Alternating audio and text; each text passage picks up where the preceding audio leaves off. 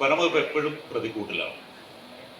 കഴിഞ്ഞ രാധ കൊല്ലപ്പെട്ടതിന് ശേഷം പലപ്പോഴും മീഡിയയുടെ മുമ്പിൽ മേഡം വരുമ്പോൾ മുഖം വളരെ വിവരണമായി പരീക്ഷിതമായ അവസ്ഥകൾ. വാസ്തവത്തിൽ ഇപ്പോൾ ഒരാൾ കൊല്ലപ്പെടുകയാണ് വലിയ അറ്റാക്കിൽ. പണ്ടത്തെ പോലെയല്ല, ഫോറസ്റ്റ് ഓഫീസ് ആക്രമിക്കുക, ഫോറസ്റ്റുകാരെ എന്തും ചെയ്യുക, അങ്ങനെ ഒരു ശ്രമം നടക്കും. സോ അന്നത്തെ ആ ദിവസം എങ്ങനെയായിരുന്നു കടന്നു പോകുന്നത്? കാരണം ഇപ്പോൾ ഒരു കലാപം ഉണ്ടാവുകയാണെങ്കിൽ കളക്ടറാണെങ്കിൽ പോലീസിനെ ഉപയോഗിച്ച് അമർ ചെയ്യാം. പക്ഷെ ഇവിടെ ഒരു വൈൽഡ് ആനിമലാണ്, അതിനെ കണ്ടുപിടിക്കണം. ആ ദിവസങ്ങൾ ഒന്ന് ഓർത്തെടുക്കാൻ പറ്റും, എന്താ എങ്ങനെ അതിനെ ഫേസ് ചെയ്തു? നോർത്തേൺ സർക്കിളിൻ്റെ ചീഫ് കൺസർവേറ്ററായിട്ട് ഏകദേശം ഒരു 2.5 വർഷം ഞാൻ കഴിഞ്ഞു. നിരവധി ഓപ്പറേഷനുകൾ ചെയ്യേണ്ട ഒരു സാഹചര്യം വന്നിട്ടുണ്ട്. വയനാട്ടിലും കണ്ണൂരും കോഴിക്കോടും കാസർഗോഡ് മേഖലകളാണ് എൻ്റെ ജൂറിസ്ഡിക്ഷനിൽ വരുന്നത്. വയനാട്ടിൽ തന്നെയാണെങ്കിൽ നമുക്ക് എടുത്തു പറയാനാണെങ്കിൽ തണ്ണീർക്കൊമ്പൻ, വേലൂർ മഖന, മൂടക്കൊല്ലിയിൽ പ്രജീഷിനെ കടുവാക്രമിച്ച് കൊലപ്പെടുത്തിയ സംഭവം, അതുപോലെ തന്നെ നോർത്ത് വയനാട് തോമസിനെ ആക്രമിച്ച് കൊന്നൊരു സംഭവം, ലേറ്റസ്റ്റായിട്ട് രാധ കൊല്ലപ്പെട്ട സംഭവം. അങ്ങനെ എല്ലാ ഓപ്പറേഷനാണെങ്കിലും വനംവകുപ്പ് നേരിടുന്നത് ഒരു നല്ല രീതിയിലുള്ളൊരു പ്രൊട്ടസ്റ്റ് എപ്പോഴും നേരിടാറുണ്ട്. വനംവകുപ്പിൻ്റെ ഒരു നയം എന്ന് പറയുന്നത് കൂടുതലും മൃഗങ്ങളുടെയും ഫോറസ്റ്റിൻ്റെയും സംരക്ഷണം തന്നെയാണ് നമ്മളുടെ മെയിൻ അജണ്ട. എന്നിരുന്നാലും ഏതൊരു സമയത്തും ജനങ്ങളുടെ ആശങ്ക ദൂരീകരിക്കുക എന്നുള്ളൊരു പ്രവൃത്തി ഞങ്ങളുടെ നിക്ഷിപ്തമാണ്. അത് വനംവകുപ്പിലെ ഓരോ ഉദ്യോഗസ്ഥരും നല്ല രീതിയിൽ തന്നെയാണ് അത് ചെയ്തു വരുന്നത്. ഇപ്പോഴും അതെ, അവർ ഫീൽഡിൽ തന്നെയാണ്. അപ്പം റൗണ്ട് ദ ക്ലോക്ക് 365 ദിവസവും വനംവകുപ്പിലെ ഉദ്യോഗസ്ഥർ ഫീൽഡിൽ നിന്ന് ഈ ഹ്യൂമൻ വൈൽഡ് ലൈഫ് കോൺഫ്ലിക്റ്റിൻ്റെ കാര്യങ്ങൾക്കായിട്ട് അവർ പ്രവർത്തിച്ചുകൊണ്ടിരിക്കുക തന്നെയാണ്. അപ്പം ഇങ്ങനെയൊക്കെ വരുന്നൊരു സാഹചര്യത്തിൽ അത് പലതും ജനങ്ങളുടെ ഒരു രോക്ഷം ഉണ്ടാവും, പലതും പൊളിറ്റിക്കൽ സോഷ്യൽ ഇഷ്യൂസ് ഉണ്ടാവും. ഇപ്പോൾ ഹ്യൂമൻ വൈൽഡ് ലൈഫ് കോൺഫ്ലിക്റ്റ് എന്ന് പറയുന്നത് തന്നെ എന്താണെന്ന് ഡിഫൈൻ ചെയ്യാൻ നമുക്ക് തീർത്ത് പറയാൻ പറ്റാത്തൊരു കാര്യമുണ്ട്. ഇപ്പം ചിലപ്പം കാടിൻ്റെ സൈഡിൽ തന്നെ മൃഗത്തെ കണ്ടു കഴിഞ്ഞാൽ അതൊരു കോൺഫ്ലിക്റ്റ് ആവാം. പഗ്മാർക്സ് കണ്ടു കഴിഞ്ഞാൽ അത് കോൺഫ്ലിക്റ്റ് ആവാം.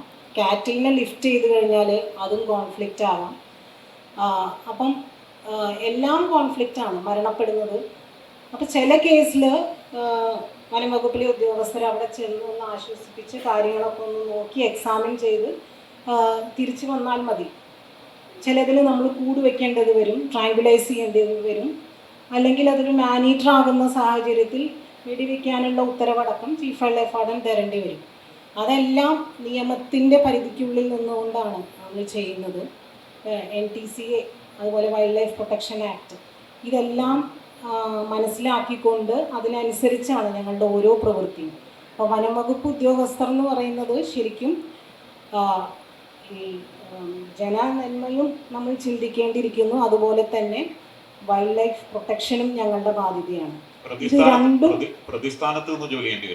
അതെ, ഇത് രണ്ടും ഞങ്ങൾ ശ്രദ്ധിക്കും. അത് ഞങ്ങളുടെയും കൂടെ ഉത്തരവാദിത്തമാണ്. പിന്നെ ഇപ്പോൾ ഇതൊരു സ്റ്റേറ്റ് സ്പെസിഫിക് ഡിസാസ്റ്ററായി മാറിയിട്ടുണ്ട്. അപ്പം ഒരു കോൺഫ്ലിക്റ്റ് നടക്കുന്ന സമയത്ത് നമുക്കറിയാം, പഞ്ചാരക്കൊല്ലിയുടെ വിഷയം പ്രത്യേകം പറഞ്ഞു. സർവ്വസാധാരണക്കാരായ ആൾക്കാർ തന്നെയാണ് അവിടെയുള്ളത്. നമ്മളിവിടെ ഇരുന്ന് സംസാരിക്കുന്ന പോലെയല്ല. അപ്പോൾ കനകക്കുന്നിലിരുന്നിട്ടോ അല്ലെങ്കിൽ കൊച്ചിയിലെ മെറൈൻ ഡ്രൈവിലിരുന്ന് സംസാരിക്കുന്ന പോലെയല്ല. അപ്പോൾ ഞാൻ അവിടെ പോകുമ്പോൾ തന്നെ ഈവൻ ടോയ്ലറ്റ്സൊക്കെ പുറത്താണ്. അപ്പം ടൈഗറിൻ്റെ ത്രെട്ട് ഉണ്ട്. അപ്പോൾ അതിനനുസരിച്ച് നമുക്ക് അവിടെയുള്ള ജനങ്ങൾക്ക് സുരക്ഷ ഒരുക്കണമെങ്കിൽ വനം വകുപ്പ് കൂടുതലായി കോൺസെൻട്രേറ്റ് ചെയ്യുന്നത് ഈ മിറ്റിഗേഷൻ്റെ ആക്ടിവിറ്റീസിലാണ്. അപ്പോൾ ആ സമയത്ത് തന്നെ നമുക്ക് പോലീസിൻ്റെ സഹായം വേണ്ടി വന്നിട്ടുണ്ട്, പഞ്ചായത്തിൻ്റെ സഹായം വേണ്ടി വന്നിട്ടുണ്ട്, ട്രൈബൽ ഡിപ്പാർട്ട്മെൻറ്റ് എല്ലാവരും കൂടി ഒത്തൊരുമിച്ചാലാണ് ജനങ്ങളുടെ ഭാഗത്തുള്ള പ്രശ്നങ്ങൾ നമുക്ക് നല്ല രീതിയിൽ അത് ശ്രദ്ധയിൽ കൊണ്ടുവന്നതുപോലെ കാര്യങ്ങൾ നമുക്ക് ചെയ്യാൻ പറ്റുള്ളൂ. അപ്പോൾ അങ്ങനെ ഒരു പ്രവൃത്തിയാണ്. ഇപ്പോൾ കൂട്ടായിട്ടാണ് നമുക്ക് ഹ്യൂമൻ വൈൽഡ് ലൈഫ് കോൺഫ്ലിക്റ്റ് തടയാനുള്ള ഒരു കാര്യം എന്ന് പറയുന്നത്. ഒരിക്കലും വനം വകുപ്പ് തന്നെ വിചാരിച്ചു കഴിഞ്ഞാൽ അത് സാധ്യമല്ല. ജനങ്ങളുടെയും അതുപോലെ തന്നെ ജനപ്രതിനിധികളുടെയും നല്ല രീതിയിലുള്ള സപ്പോർട്ട് തന്നെ വേണം. അത് കോൺഫ്ലിക്റ്റ് നടക്കണ സമയത്ത് പലപ്പോഴും ഞങ്ങൾക്ക് ഒഫീഷ്യൽ കാര്യങ്ങൾ ചെയ്യേണ്ട സമയമായിരിക്കാം. അപ്പോൾ ആ സമയത്ത് അവരുടെ രോഷം ഒക്കെ പ്രകടിപ്പിക്കാറുണ്ട്. അത്തരത്തിലുള്ള കാര്യങ്ങൾ തീർച്ചയായിട്ടും വരാറുണ്ട്. പക്ഷെ ഒരിക്കലും ഞങ്ങളതിലൊന്നും ഡീമോട്ടിവേറ്റഡ് ആയിട്ടില്ല. ഞാനോ എൻ്റെ സ്റ്റാഫുകളോ ഡീമോട്ടിവേറ്റഡ് ആവാതെ തന്നെ എല്ലാ കാര്യങ്ങളും പൂർവാധിക ശക്തിയോട് കൂടിയിട്ട് തന്നെയാണ് കോൺഫ്ലിക്റ്റ് മിറ്റിഗേറ്റ് ചെയ്യാൻ ഫീൽഡിൽ നിൽക്കാറ്. കടുവകളുടെ ഏറ്റുമുട്ടലിൽ ആ കടുവ ചെരിഞ്ഞില്ലായിരുന്നെങ്കിൽ എന്തായിരിക്കും, എങ്ങനെ ഇതിനെ ഓവർകം ചെയ്യാൻ പറ്റും? അതെ രാധയുടെ കേസിൽ പഞ്ചാരക്കൊല്ലിയിലെ കടുവ എന്ന് പറയുന്നത് നമുക്ക് രാധേനെ കൊലപ്പെടുത്തി. അതിനുശേഷം നമ്മളതിനെ ഒബ്സർവ് ചെയ്യുന്നുണ്ടായിരുന്നു. ഇത് ഒരു സ്റ്റോക്കിംഗ് ബിഹേവിയർ എന്ന് പറയും. അതായത് പതുങ്ങി നിന്ന് ആക്രമിക്കുന്ന ഒരു പ്രവണത. അത് പിന്നെ നെക്സ്റ്റ് ഡേ ജയസൂര്യ ഞങ്ങളുടെ സ്റ്റാഫിനെ അറ്റാക്ക് ചെയ്ത സമയത്തും നെക്സ്റ്റ് ഡേ ഇതുപോലെ ഒരു 8 പേരടങ്ങുന്ന 10 ടീമാണ് അന്ന് ആ ഫീൽഡിൽ ഉണ്ടായിരുന്നത്.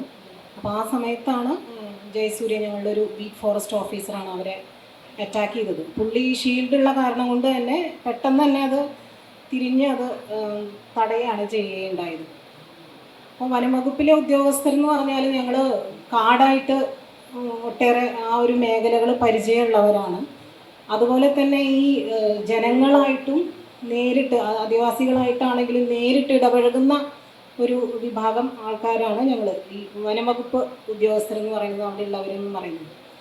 അപ്പം അങ്ങനെ ഒരു സാഹചര്യം ഇനി അടുത്തത് ഈ കടുവ ഇനി ജനവാസ മേഖലയിൽ തന്നെയാണ് കാണപ്പെടുന്നത് കംപ്ലീറ്റ്. ഞങ്ങൾ നോക്കുമ്പോഴെല്ലാം അതിൻ്റെ ഒരു ഫ്രിഞ്ച് ഏരിയസിലാണ്. പിന്നെ ആ ഭാഗത്ത് വേറൊരു കടുവയുണ്ട്, ഒരു ടൈഗ്രസ് ഉണ്ട് അവിടെ.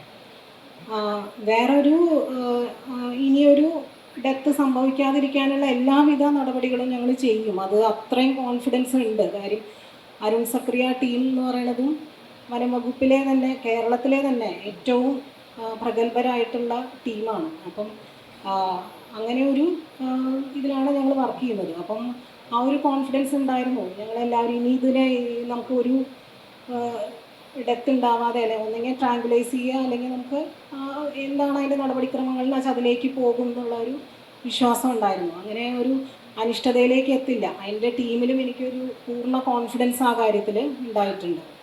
തീർച്ചയായിട്ടും അങ്ങനെ ഇനിയൊരു ഇത് സംഭവിക്കില്ല. അതെന്തായാലും നമ്മളത് കേജ് ട്രാപ്പിംഗ് കാര്യം, ഒരു മൃഗത്തെ പിടിക്കാൻ പല രീതികളുണ്ട്. അപ്പോൾ അത് ഓരോന്നും ഓരോ സമയത്ത് ഓരോ ഓപ്പറേഷനും വ്യത്യസ്തമാണ്.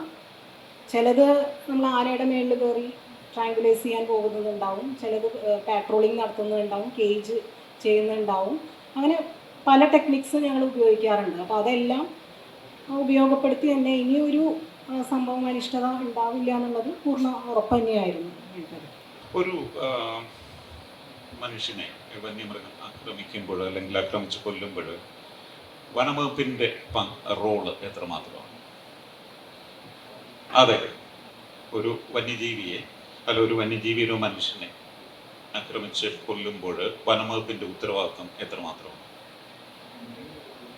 വനംവകുപ്പിൻ്റെ ഉത്തരവാദിത്വം എന്ന് പറയുന്നത്, ഞങ്ങൾ പരമാവധി, ഞാൻ പറഞ്ഞല്ലോ നേരത്തെ, റൗണ്ട് ദ ക്ലോക്ക് 365 ദിവസം നമ്മൾ പാട്രോളിങ് നടത്തുന്നുണ്ട്.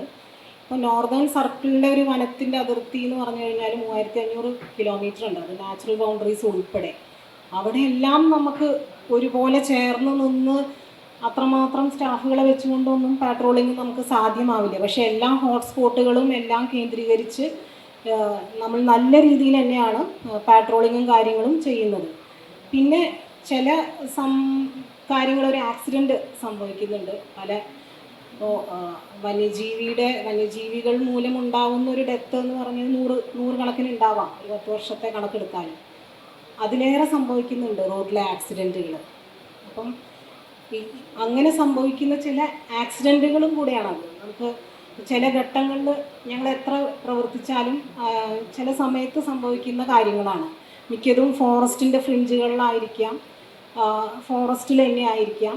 അപ്പോൾ അത്തരം മേഖലയിൽ സംഭവിക്കുന്ന ചില കാര്യങ്ങളാണ്. അത് പൂർണ്ണമായിട്ട് നമുക്ക് ജനങ്ങളുടെ ഭാഗത്തു നിന്നുള്ള ഒരു തെറ്റെന്നോ അല്ലെങ്കിൽ വനംവകുപ്പിൻ്റെ ഭാഗത്തുള്ള തെറ്റെന്നോ പറയാൻ പറ്റില്ല. അതെല്ലാം ആക്സിഡൻറ്റുകളാണ്. അപ്പോൾ അങ്ങനെ ഒരു ഡെത്ത് സംഭവിക്കുന്നതിൽ അതിൽ പിന്നീട് ഒരു മിറ്റിഗേഷൻ ചെയ്തുകൊണ്ട് അതിനെ പിന്നീട് പ്രതിരോധിച്ച് നിർത്താമെന്നുള്ളതാണ് പിന്നീട് വരുന്ന വനം വകുപ്പിൻ്റെ ഏറ്റവും വലിയൊരു ഉത്തരവാദിത്തം.